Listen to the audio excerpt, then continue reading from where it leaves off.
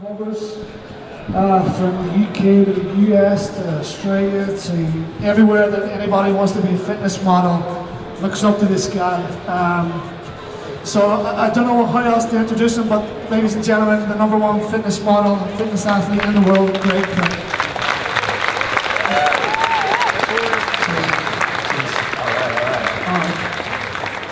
Hey guys, so I was walking over here and I see that there's something called arm annihilation. So I guess that's what I'm supposed to do. Just found that out. We can talk about that if you want. We can talk about anything. I think it's more beneficial to kind of do a Q&A kind of thing about everything. We can go into an arm routine if you guys want. I can bring somebody up here and put them through that. Or we can just kind of open some questioning and answering about everything else that's on your mind, from nutrition to workouts to the mindset, to the philosophy behind everything, to how to become a cover model, how do you get started in the business. Whatever your questions are, I'll answer them, or I'll try to bullshit you the best I can. But I promise I'll try to be entertaining to you. So we got a mic here, man, and whatever you guys want to talk about, man, let's open it up. There's everything is free game here, and the hardest questions are my favorite. All right, so anybody want to open up the first question? And I've been trying to stay like non-foil mouthed all day. Greg just rocks up and says like bullshit and stuff. So it's what? Just the way you've been like bullshit. You just say it's so real. It's just so anybody want to open up the first? Is that a compliment or is that? Yeah, I mean it's amazing. It's like I'm trying to be like, hi, hey, motivation in the world. You're like, no, this is the way it is, and that's it. And it's just phenomenal. So anybody want to ask the first question? Don't be nervous because like Dave. Yeah, right. Hi, Greg. What's up, buddy? Have you always had that fitness model mindset where you want to eat clean, train hard all the time, or was there a specific turning point, and if so, what was it? Yeah, I mean, you claim a fitness model mindset. I hope I don't have that, because the majority of the fitness models I know are, pretty dull in nature. They don't have much going on top of their head, and they pursue this industry because it's easy.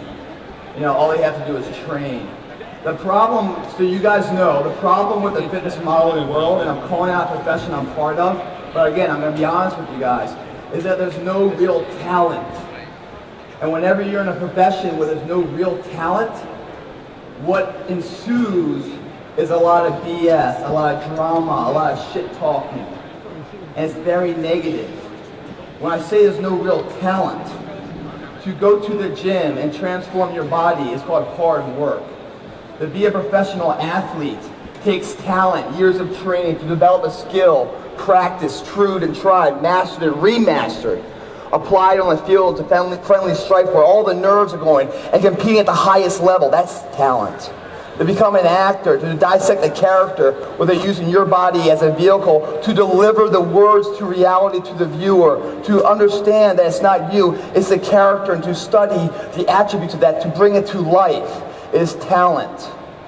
In the fitness model world, to get in shape, one is contrived in a negative way for two reasons. One, because there's a lot of drugs involved in this industry. Drugs being that I need to take this supplement, I need to take this steroid, I need to take this element, because who the fuck I am is not good enough.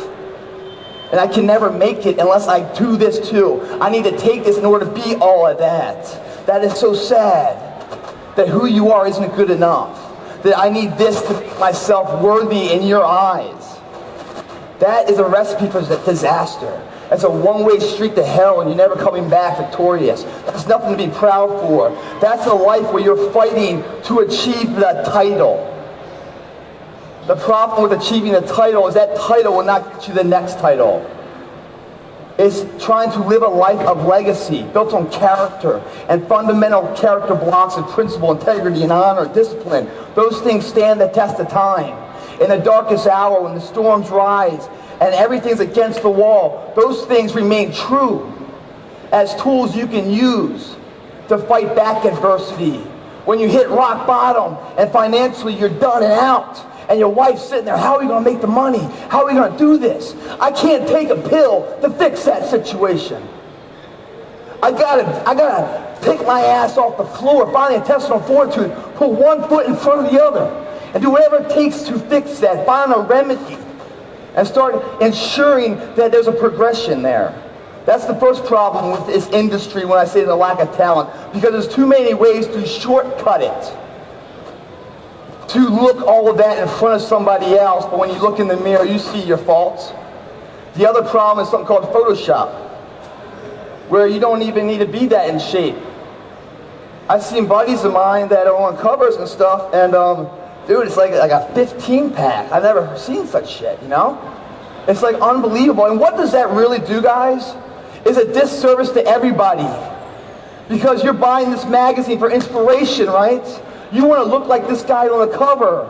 He works hard, I'm sure he does, but he got some help they don't tell you about. So you buy this cover, this magazine, saying, you know what, here's the workouts. You know, 8 minutes a day to the perfect body. What the fuck is that? What do you do for 8 minutes that does anything? You're basically saying there's a short-term fix to a long-term situation. No, there's no quick fix for a long-term anything in life, guys. But this thing, they don't tell you that. They're trying to sell the magazine. So they will falsify it. They will build it up to adhere to your lethargic nature. Because you don't want to put the work in, the sweat equity. You wanted it yesterday. You don't want to go through the payments of sweat, blood, and tears to achieve something that stands the test of time, that you're proud of, that you've earned every inch of. That's something that builds character. That'll override adversity. No, this magazine is selling to your weak nature that, hey, you can have abs, and if you buy our magazine, you'll have them faster than anybody else. No, it won't. So it gives you this workout, and you say, if I do this workout, I'll look like this guy, right? So you start doing this workout the workout's designed not to build abs, but to sell the magazine. The issue with that, the problem with that is that you don't realize that. So you give it all you got. You give it a Vatican effort to do this workout, tried and true, the best you can. But at the very end of it all, you still don't have the physique as that cover guy. And what happens? What happens to you? You don't think that the cover is Photoshop, no. You don't think the workout's designed to sell a magazine, no. You think you're the failure. That you weren't good enough. This workout worked for him, but it didn't work for you. Do you guys get what I'm getting at? It's doing injustice. You know, if it just showed the truth there. On my website, GregPlitt.com, you know, I film the workouts, I film the videos, I film the behind the scenes of the cover and say, judge the video and judge the cover. Same person. That's who I am. That's who I'll always be. In victory, I'll be the same person. In defeat, I'll be the same person. In adversity, I'll be the same person. If I'm talking to the President of the United States, I'm going to talk the same way I'm talking to this bum on the street. Because my character is unyielding. The fitness mentality, I am not part of. I am part of bettering myself. I am part of going to the gym. The non-subjective nature of the gym, where no one can give it to you. You can't go to Walmart and buy a body. You've got to earn that. I love that. And in the gym, you got to earn every single step. And oh, by the way, the more you put in, the more you get back. I like that. Non-subjective. In society, very subjective. A lot of things you can't control dictate the outcome of situations. But in the gym, it's the fairest form of society. And you learn the fundamental principles of dedication, of sacrifice, due diligence, paying your fucking dues every day for a greater end state, something you want to be. You have a vision of where you are, where you want to go. This gym is not the end. It's the means to the end to get there. I'm willing to sacrifice and put all my effort into it because I believe in the cause of where it's going. At the very end of it all, I've transformed myself from A to B, and I look great in the mirror, unphotoshopped. But the best part about it, I just did something where I applied work to a situation and saw a result. That's something I can build on, not just in the theater of the gym, but in every theater of life. From corporate America to from mailroom to CEO. That same fundamental principles of work ethic and sweat equity and dedication that got me from A to B in my physique will get me from mailroom or being financially in debt to financial security. It'll get me to be a good husband to my wife, or a good brother to my family, a good father to my kid. You know, it'll be a role model where when the words you speak are met with passion, they're not spoken hollowly, they're backed up with action. Now that's somebody, a principle that I like to befriend. That's someone I like to live. A life that leaves footprints behind you of inspiration for others to follow and join you in that journey. They say champions come in pairs of two because they battle themselves to perfection. When you start doing something and others are following you and doing it too, you're feeding up their motivation to feed up your motivation. Collectively, the sums are greater than the parts. So, you know, my philosophy and how I was, man, and my mentality has always been like, you know, I wasn't a kid that went out to Hollywood and went to the gym and said, I'm going to start lifting weight and I'm going to get in shape to get a cover, man. No, man. My dad was, you know, an athlete. My granddad was a professional in 2 sports. I came out of the womb with like a stick and a ball in my hand. I started working, you know, always competing, playing hockey at age 3. My dad came home one day in the summer, man, and he goes, hey man, how's that schoolwork doing? You know, you gotta read all this supplementary reading, these books for the next entry level of grade school. I go, you know, I don't have time for that. The sun's still up, I wanna play ball. And he's like, no man, you can't do that. And this is how the fitness world started for me. My dad goes, I need to tell you what, your mind will get you further than your body in life. That's the kind of father I had. Total support figure. Had my back. When I failed, when I succeeded, always had my back, right? So he's telling me, he's like, your mind will get you there, your body won't. So if you want to play ball, not a problem, I love that. But I want you to study first. So here's our deal. You're going to do a half an hour of reading every night, or you're going to go outside, do 300 push-ups, and swim 200 laps in the pool.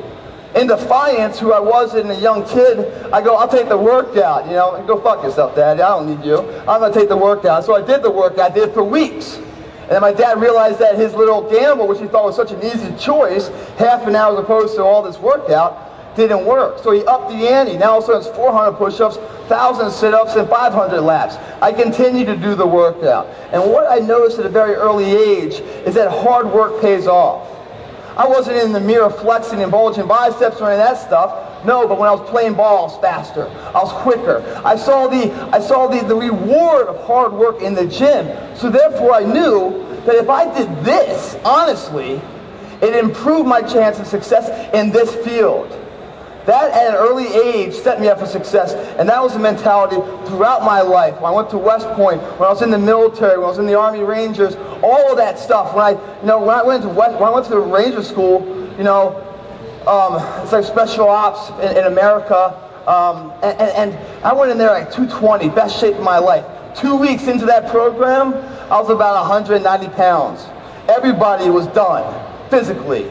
What kept us going for 70 days straight was no food, no sleep. The mission started at 5 a.m. and ended at 6 a.m. the next day. And then back to the next one, trucking 120 miles a day, up and down mountains, jumping out of planes, no food, you know, in piss rain, waking up with snow all over you. What keeps you going is the mindset.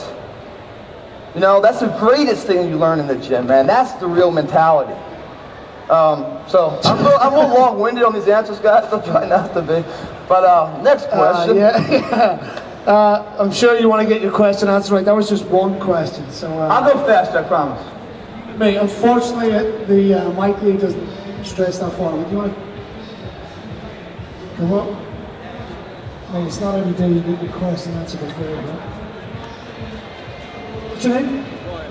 Ryan? Just wondering, how can you perfect bicep point so it's not so short? Yeah. Any routines or anything like that? Sure. Ryan's talking about the bicep gap, Thanks, guys. Ryan. You know, someone makes a bicep, you know, you have this gappage in between your elbow and to the start of the bicep. Why? How does that happen? Well, it happens through something called a negative form of confidence. And everything I tell you guys is really the mentality of everything that creates the physical structure of anything. It's the mindset. The body is just the messenger for whatever's saying up here. If we're confused up here, this shit can't do anything. But when we do a bicep curl, guys, or a straight bar or whatever else, What happens is you take something called a negative form of confidence, that's the ego, as opposed to the internal confidence, the positive form of pride. Pride is something that comes from within. You're doing it for the reason for you. The ego portion is doing something to adhere to the third party's subjective nature, trying to get their agreeability to like you. So you're going to do something to win them over as if they're paying your bills. Why give them any value? So what you're going to do is you're going to take weight that's too heavy for you, right? And you're going to start curling this thing. And you're not going to use the right form of motion when you're coming all the way down, full range of motion. You're going to come down and start doing these cheat curls and using momentum. And what's happening right here, if I pulse it, I am not putting the bicep from here to here ever. So why would I ever have any muscle there? If I keep on doing bad form, I create bad genetics within my physique. Guys, when you guys are lifting, by the way, the bicep has two main functions. One is to curl it. The other one is to twist it. The rotation of it. That's two forms to the bicep. Everyone up there is lifting, they're trying to impress somebody. So they're lifting weight that's one, too much form, which will promote injury most likely. Because they're using momentum. And when they're using momentum, they're taking away from the targeted muscle region. Stressing on the bicep. Momentum's lifting it. So they are wasting their time. Their lift is not as efficient as possible. When we are lifting, doing a bicep curl, right? There's so much to bicep, guys. You know, let me just go through a few things with biceps real fast. Your biceps, you have two heads, right? You have the short head and the long head, the outside and the inside. When you grab a bar, right, and you're inside shoulder width, you're hitting the outside head. When you're outside shoulder width, you're hitting the inside head. When you are straight right here, you're hitting neutral heads, as opposed to when you're in an easy curl bar, you're hitting more of the outside head. When you're hitting dumbbells, you're starting a supination and then pronating out, hitting all of the heads of the bicep. Full range of motion. The key to a successful rep, guys, there's three priorities. The first priority is the form. The form is the most important. The form will get you your results faster than anything else.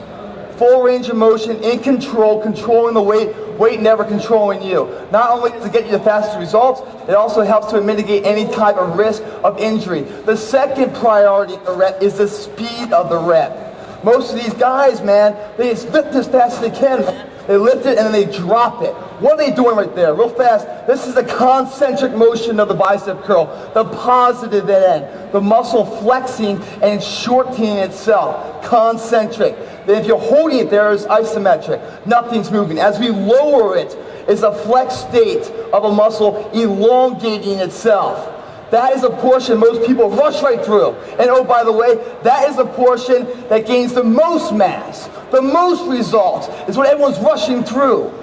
If you hold it there and you bring it down slow, again, the second priority is the speed. Concentric, and then you lower it down slow. You're going to get 10 times more out of your time on that rep. The third and final importance is the weight.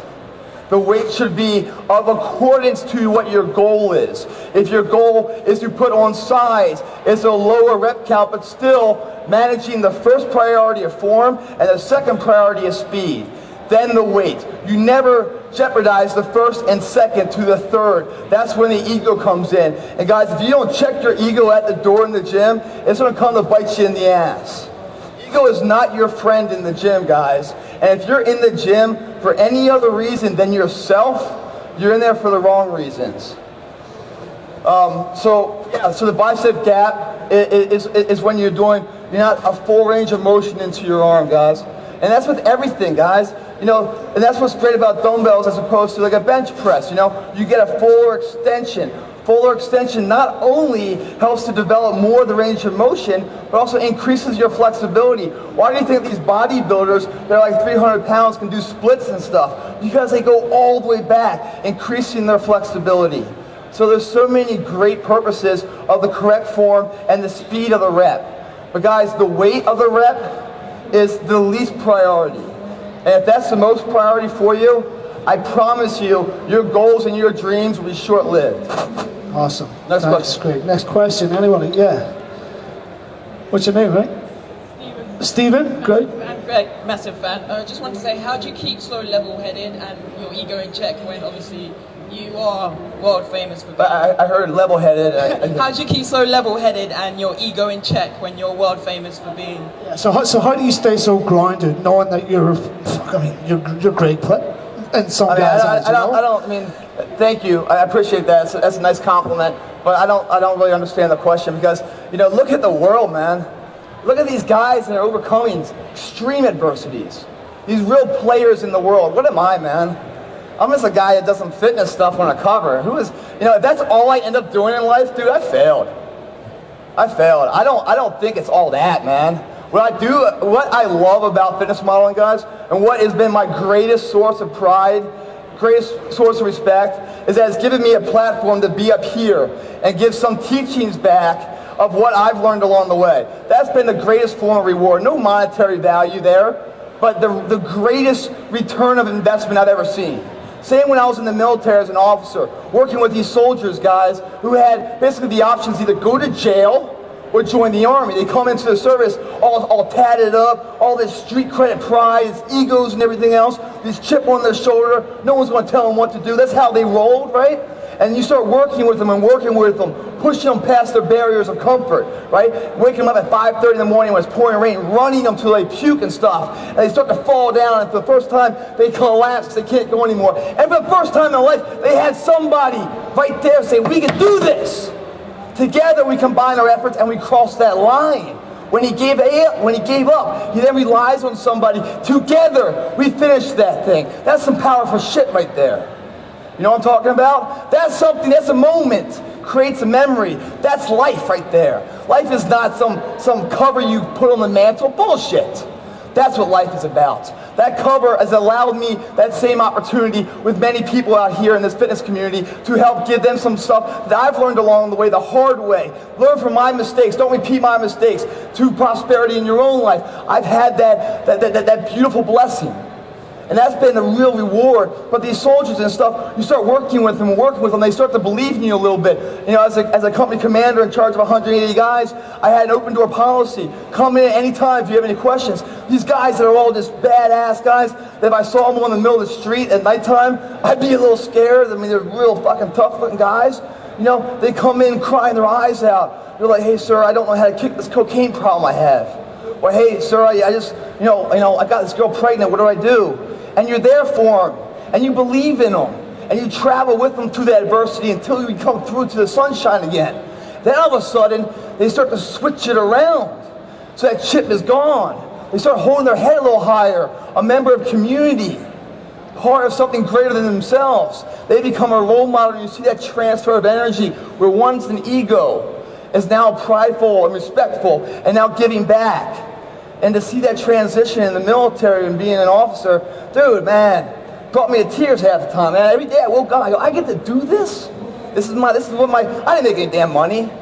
You don't make any money, it wasn't about that. That's not the value of it all. So how do you stay grounded? It's because I value the things like that. That's what I value. This gives me the opportunity to do that. It was only a couple of years ago, man, when I started the fitness modeling world. I was basically, this is how I started, believe it or not. I came back from overseas, and I was stationed in D.C., and a bunch of buddies and we went out to this hotel lobby bar to get trashed, and get drunk. And so we're sitting there slamming beers and stuff, and in walks all these suits, all these business class guys. And this one hobbit-looking guy, kind of weird-looking, he's bent over and bald and sweating profusely. He comes up, and I'm trying to kind of score some game for the night, and get that situation hooked up, And this guy's coming there, kind of cock-blocking me a little bit, and he's like, "Hey man, you're here for the convention." I go, "Man, let me tell you something. Whatever you're here for, you can bet I'm not here for that. So just get away, man." And he's like, "Well, you got a good look, man. You should come to my room and get some pictures." Like, "What the fuck did you just say?" Back in that day, man, those are fighting words, man. How dare you? Are you kidding me? I'm trying to work my game. You gonna bring that? Yeah. So, and I said, "No, thank you." And he gave me his card, no, actually, I was like, "Yeah, man, what room number, man? I'm there." No, I didn't go up, but I took his card down, and And then I was doing laundry a week later, man, and the business card fell out of my pocket. I looked them up, I researched them on Google, did my homework. I didn't go into it blindly. Found out he was a legit agent up in New York. I called him up, I go, does the offer still stand? He's like, yeah, it does. I go, cool, I'm up there. I'll be up there whenever you want me to. So I rolled up there in New York. We did a test shoot, and I landed the cover of Muscle and Fitness right out of that test shoot.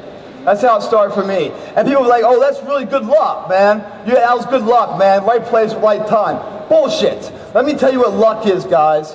Luck is having an ability, something you believe in, a talent that you perfect and master and remaster every day when no one's looking, hoping one day that that ability collides with an opportunity. That's as much luck as we can get. No one's going to give you something you haven't earned. But if you fight for it every day and you master, you become the best at that that you can be, hoping one day your talent is seen. When it is seen, you'll be ready for it. I said earlier in the theater, you know, this is the type of guy my dad was, you know. He goes, you know, when I was wrestling in high school, I had a big confidence problem. I was ranked #1 in the state. I was second in the nation, and I didn't think I was any good, man. I was always nervous and stuff. He came up to me at this one tournament in the finals. Before the final match, he comes up to me and goes, man, how you feeling? I'm like, dude, I'm fucking nervous, man. I'm like an emotional roller coaster. He's like, why are you nervous? I go, what if I lose? He goes, you won't lose. I go, how can you be so sure? He goes, because you put the work in. This is the time to be excited.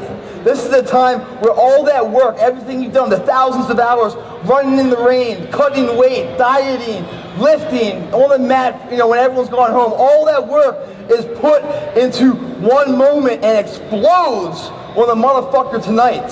You get to show it all off. This is the time to be excited. If you're nervous, it's because you haven't put the work in. So when the opportunity does arise, where you can show it off, you haven't mastered the ability, and that's called a missed opportunity, guys. You don't get that many of them in life, and when you start valuing life as a depreciating asset of time being the most valuable aspect of life, you don't have that many opportunities that are going to come up. And you guys can probably travel in your own life right now, back to your own life, on these opportunities I'm talking about that you won't tell anybody about. You bury it deep inside. You won't let anyone know about these opportunities where you came up short. But you know what they are. I don't know how many more of them are coming. You know, so you say, how do you stay motivated? Because the next one, man, I better make it happen. Because it might be the last one. And after that is just the hindsight of what could have been. That's a tough road to live, guys. What could have been. You know, when you're sitting on the couch, man, and you're watching TV and stuff, you know, it's hard as shit to take that first step off the couch, that first step towards greatness, guys. That's hard work. The hardest part, the hardest step is the first step. That first step towards greatness. Not easy, right? But what's harder than that first step? Looking back on your life when time has expired, knowing you could have been great. That's something you can't change then. So all you guys are looking out, man, you got youth on your side. You got the ability to overcome so many things. If you guys are scared or fearful of something, man, identify it. Don't be scared of it. Identify your fears. Tell your colleagues what you're scared of. Tell your friends. You boast about how you're scared about this. And then start finding remedies to fix that fear. I guarantee you that fear you have inside is self-created. It's not as big as you think it is. It's a parasite feeding off you, the host. It can't exist on its own.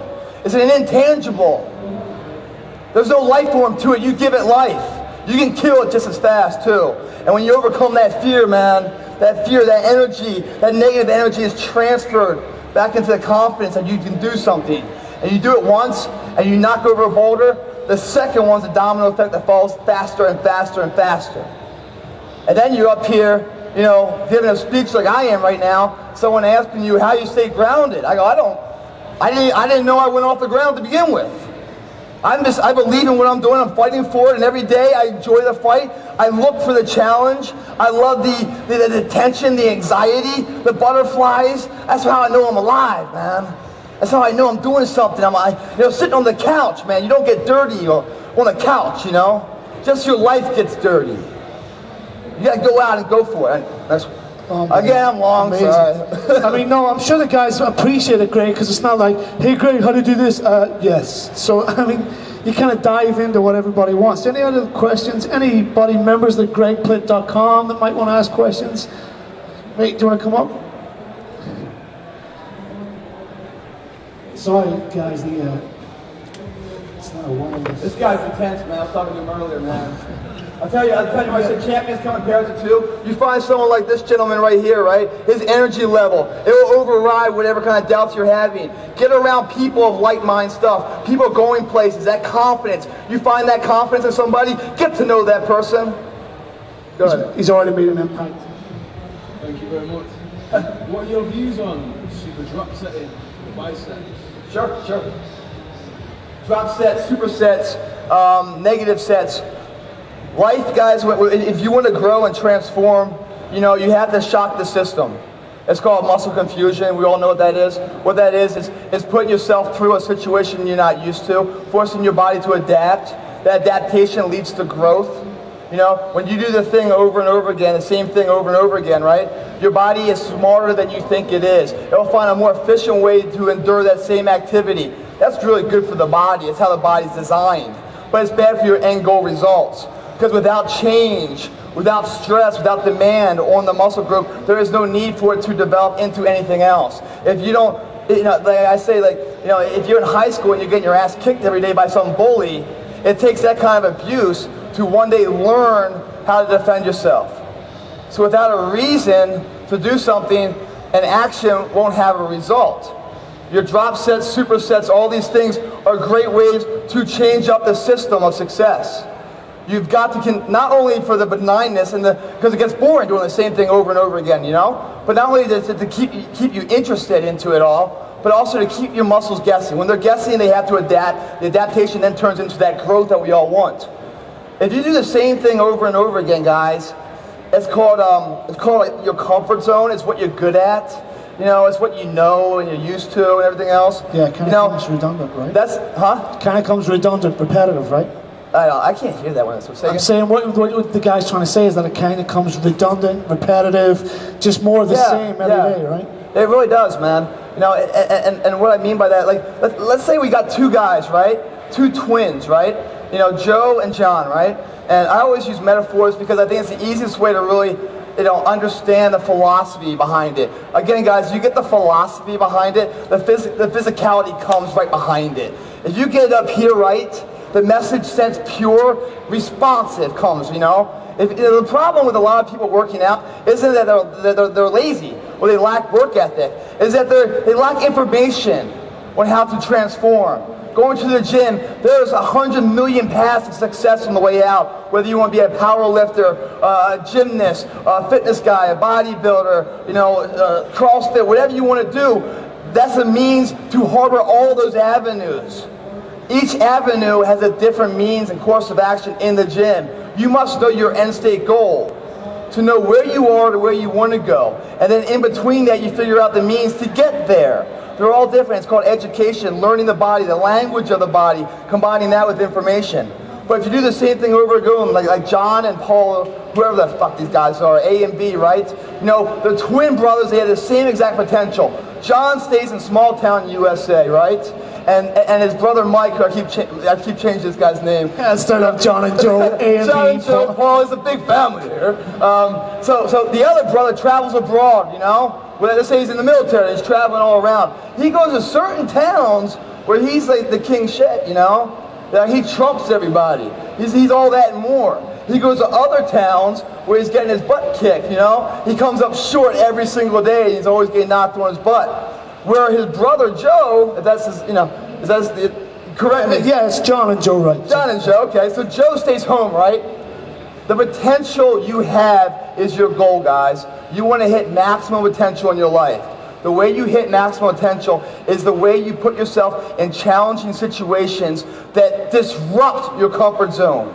Your comfort zone is a danger zone because it shuts down your true potential of what you can be. Joe is staying home. He will rise to a certain level. Let's say his max potential is right here, right? But the level of the competition of that talent is right here.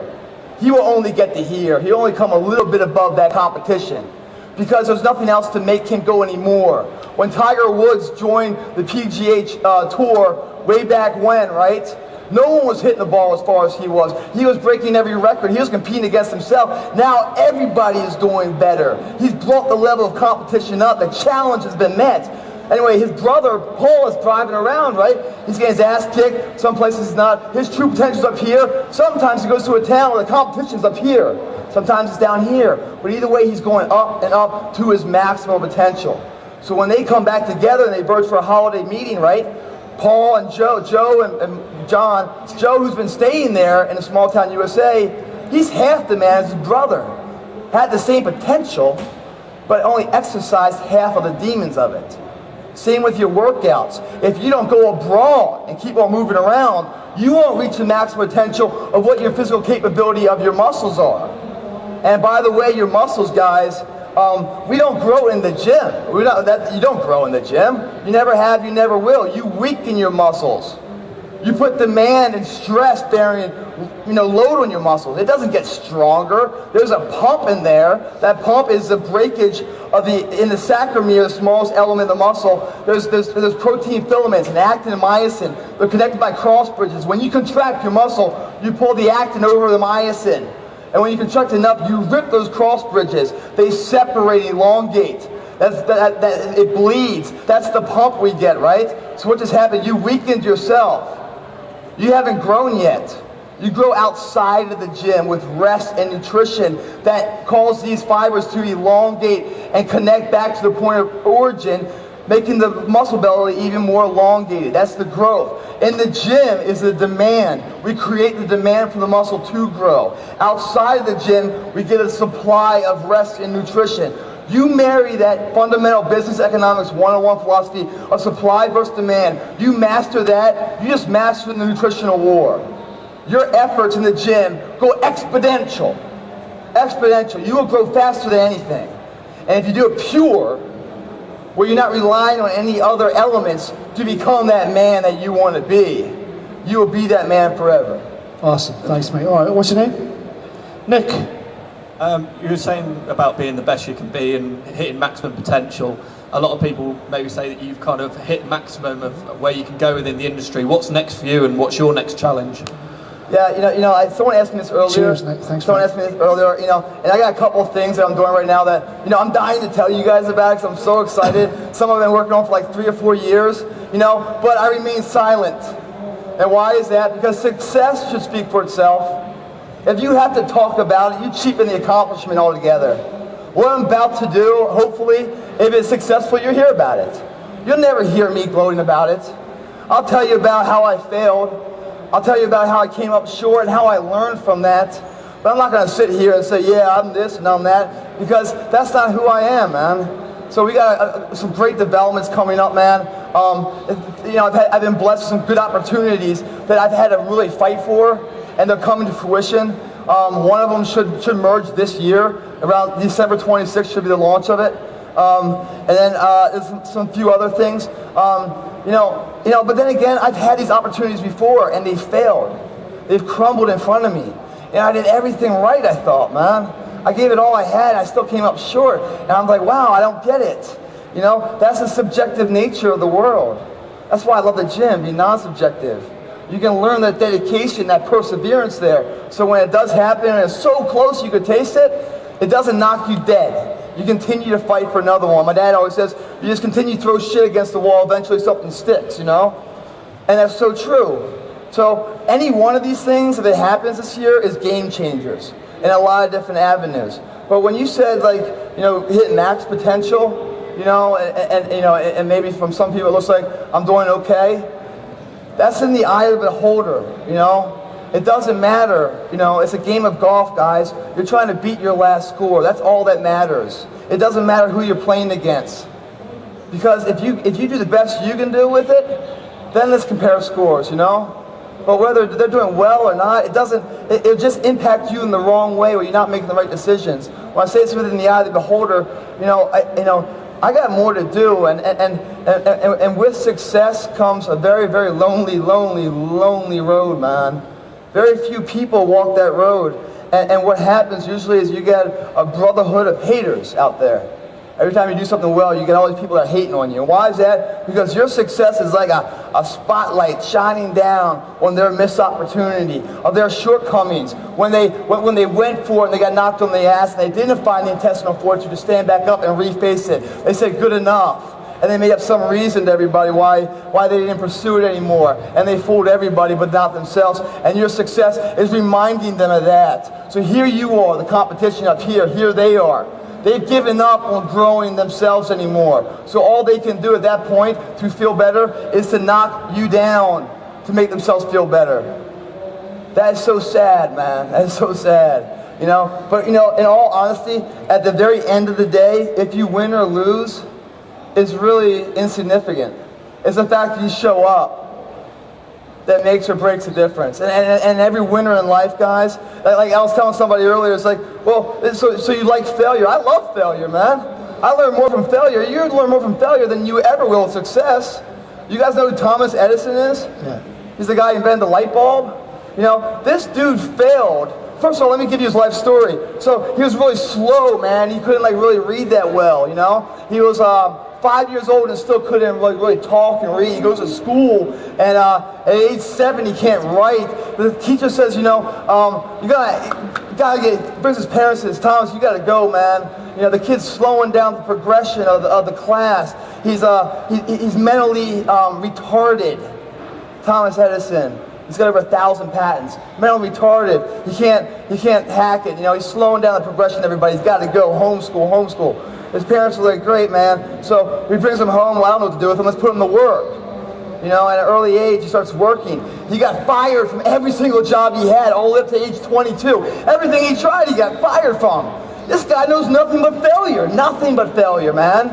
But he believes in something. He finds a passion. He likes inventing things. He tries something. He tries this one invention over and over and over and over again. And he keeps failing and failing and failing. But he doesn't stop. Why doesn't he stop? Because he doesn't even know what success is yet.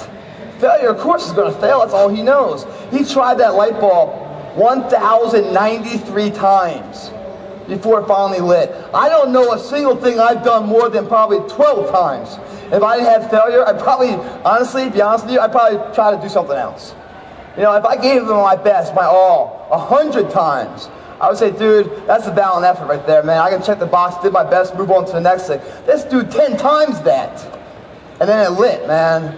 Now, there's so many lessons of inspiration and motivation. I can give you examples of Disney, the guy who started Honda. You know, all these things that are just really like me going off on a tangent again. Yeah, kind of inspirational. Look, Craig's got only 10 minutes. He's already done 45 minutes more than what he should do. So we've got one or two questions. Anybody? Yes, mate. You want to come forward? What's your name? Max? Max. How important do you think nutrition is to get bigger in the grand scheme of things? How important is nutrition? Yeah. Cheers, Max. Thanks, mate. Nutrition holds 25% of the weight. You know, your ideal figure is a table standing here. There's 4 legs. All of them hold the same weight. One leg is your anaerobic conditioning, your lifting program, right? Creating the demand for growth.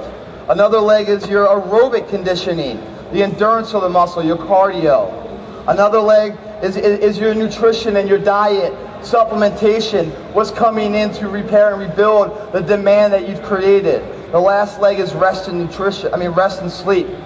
All 4 of them hold the same weight. You cut one of those legs off, what happens? That table falls. The ideal figure of what you want to look at and become doesn't quite look as polished. How important is it? Well, that's in the generalization equation, you know? So they all hold the same weight. But depending on where you currently are physically, you're probably lopsided. Everyone does this. They probably stress one or the other more than the other, you know? I think the nutritional war is, you know, creating the demand and then supplying it with nutrition. It's more than just that, though, guys. And I think with food, guys, it's not really what you eat as important as when you eat it is more important. Meaning there are good carbs and bad carbs. But what overrides a good carb and a bad carb is a good time or a bad time to take them. You want simple sugars, the bad carbs, right before your workout and right after your workout to replace the muscle glycogen, to give you all the energy you need to sustain all the efforts you want to get max potential out of that workout. Absorbing it all, right? And then right after, you want that simple sugars to give you the energy to repair and rebuild the muscle. Imagine that, you know, after a good hard workout, your muscle is a sponge, right? A happy sponge is a nice moist sponge, right? That's a happy muscle. After a workout, you burned it all off, man. You're working on fumes. You got no energy left. It's a dry sponge. Whatever you pour on that, it will soak it up. You need to learn through trial and error how much to pour. Whether I'm pouring piss on it, or I'm pouring water on it, or it's whey protein or casein protein, whatever it is, and these people come up here like there's some kind of mathematician, you know, saying you need, there's got to be a 3-2-1 ratio on your carbohydrates and a 0.4. Shut the fuck up. I'm so sick of these people trying to make it confusing. Hard work provides a purpose. Having a vision makes an action have a result. Believing in something will create that opportunity. Having a dream to turn into reality, standing here. All that shit happens through hard work. Along the way, guys, you'll figure out exactly, you know, all roads lead to Rome. One's most efficient. Along the way, you will figure out which one's most efficient for you. But that sponge, after a hard workout, will absorb anything because you worked it that hard, meaning as long as you're giving it something, it will turn it into something of value to replace what you've lost. But we're sitting here, we war game, we go, how much do we need? Well, this book says this, and this book says that, and this guy said this, and this guy said the total opposite. So, you know, I'm so confused, I don't even know how to start. Just start. Just start. That's how I learned it. There's book smarts, right? And then there's something called street smarts. The combination of those two merging is what's ideal for you as an individual. Like, we all have our own fingerprint. What works for you might work for me, it might not. It's not until I go through that trial and error. How much do I value nutrition? I think nutrition is crucial. It's crucial. You know, unless gravity changes, you know, it's ergonomics, the lifting program is pretty much going to stay constant. You know, you're pushing weight, right? There's a lot of different ways to do it. Your bodies are constantly changing. You know, and the more ways that you supply it, it's the more growth you're going to have, man, basically. Yeah, it's huge, right? I mean, so it's not, you don't necessarily like count calories or macronutrients. I don't count, the only thing I count, guys, is like carbohydrates. You know, I live a very high protein, low carb diet. And I've always done that. I eat one meal a day, one solid meal a day. The rest of it's all liquid nutrition. You know, why one solid meal a day? Because 80% of these people are eating 4, 5, 6 meals a day. 80% of their body's energy is spent digesting the food, only leaving 20% then for the repair and rebuild of the immune system and the cellular level. All that ripping we just did is at only 20% of energy left over. Because all this time spent digesting food. One big meal a day, 20% of your energy on digesting, 80% on the repair and rebuild. Now, digesting is when it has to chew food and break down food. When you go liquid, very minimal time digesting, faster absorption, and then the speed of timing game, combining nutrition to the demand you create in the gym. The liquid diet, I have found most key. Again, I'm not going to tell you that's how you go. I'm going to tell you to try it. Have an unbiased mindset. Keep your eyes open, your peripherals open, and take in as much as you can, and do a trial and error, and come up with your recipes of success. Awesome. All right, great. Thanks. We got one more question. Who's going to be the lucky guy or girl? There he is, the big guy in the front, Greg. Hey, what's your name, mate? Tom. What advice would you give on like losing like the last bit of body fat, to say from 8% going down to 5%? Sure. You know, I've gotten this Cheers, one Tom. a million times today. You know, when you're climbing a mountain, man, that first 80% is easy. The next 15% is harder, and the last 5% is the hardest. It's supposed to be that way. It's supposed to get harder and harder and harder, because then the reward is that much more rewarding, you know? It's more desired upon. If it was easy, everyone would have it and it wouldn't be desired, right? The last bit of percent, you know? So, you know, if you're 20%, 15, 20, 30% body fat, you need to incorporate an anaerobic workout, a muscular lift, with your cardio, right? Your cardio is going to help burn weight. Burn your fat, right? Faster, right? But as you start breaking down, you get down to like the 10%, 8%, the single digits, throw cardio out the window. Stop doing cardio altogether. And all you people out there that are trying to lose weight and you jump on that treadmill, let me tell you what happens. You get on the treadmill, yes, you start burning calories. And by the way, it's at a low heart rate if you want to burn fat. If you get on that treadmill and start spiking and going as fast as you can, and your heart rate's going like crazy, like you're about to have a heart attack, you're not burning any fat. your body can't break down fat fast enough to sustain the activity you're currently doing. So it bypasses it. It's smarter than you think it is. It's not going to bet on a losing asset. It'll go right to your carbohydrates. That's the first 10, 15 minutes in your gut, whatever's in there. And then right to your muscle mass. It can break that down fast enough to sustain your activity. Fat, not at all. That's why when you look at the treadmills, you see the 80% zone cardio and the fat portion 60% of your heart rate. So you want a low heart rate, right? And you sustain that for about 45 minutes to an hour. That's called a fat burn cardio. As soon as you step off that treadmill, you stop burning calories. Stop burning calories. Take that example, and then take the example when you go to the gym. So you go into the gym and you're lifting. You're lifting high reps, 20, 30 reps, lightweight, minimal resting between your sets, moving from one to the other, right? In a very speed, and it's called an anaerobic conditioning. It's an aerobic form of lifting. So you're using your muscles to create a cardio session.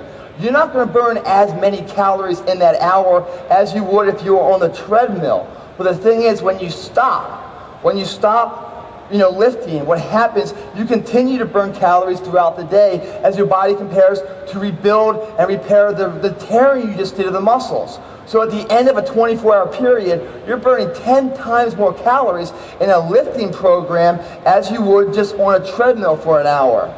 It's a huge difference, guys. And why is that? Because when you have a body fat, right, your BMI is your body mass index, comprised of your fat and then your lean mass, right? Depending what that is. Body fat, guys, is a stored energy source. Stored energy source meaning it requires a very little bit of caloric intake to move that. Where lean mass is not a stored energy source, it's fiber. It requires tremendous amount of calories to move. Therefore, me standing right here and a clone double of me at 30% body fat, taking a lap around, what's this called, the NES? NEC, this convention center, coming back, the fat guy hasn't burned anywhere near that. The thin guy, the lean guy, moving lean mass with minimal body fat, is burning 100 times more fat. It's kind of like the same philosophy of credit card debt, guys. You guys get behind on your credit cards, right? You're $10,000 in debt on your credit cards, even though you're doing $500 or $100 a month, right? Only so much is going off the principal. The rest of it's all interest you're paying.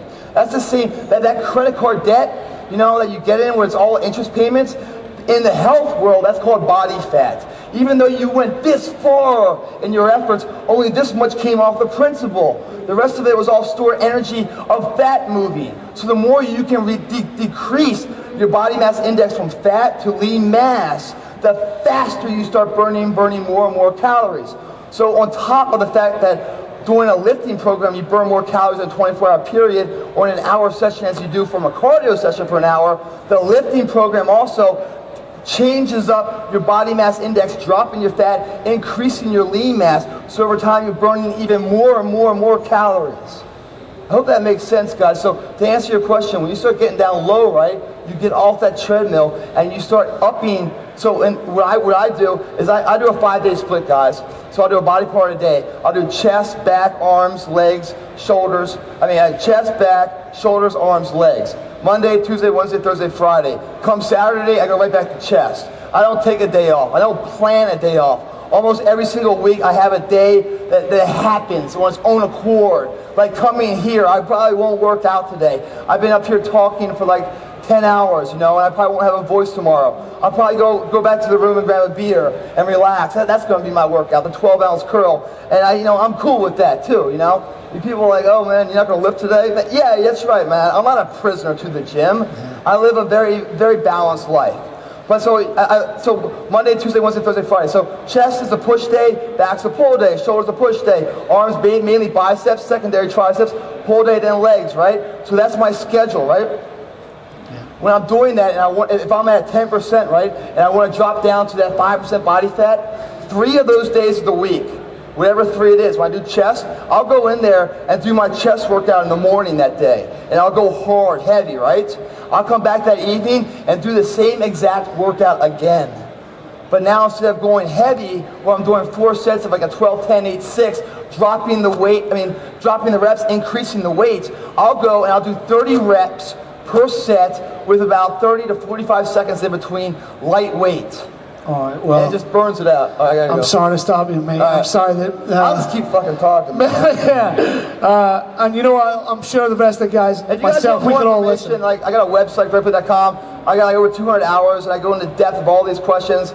I'm trying to like rapid fire it to you real fast, but you know, hopefully you guys are able to digest it. If not, it's on my site. You can just kind of pause and play, and it's broken down a little easier. But dude, I really appreciate you guys giving me the time and your attention. Yeah, man. guys, please give it up. Guys, really appreciate it. The man by himself, the one and only Great Plitt. Ladies and gentlemen, Great Plitt once again. We're gonna grow it this year, man. We're gonna make it all happen. Very Plitt, help me stay fit. Thanks for watching.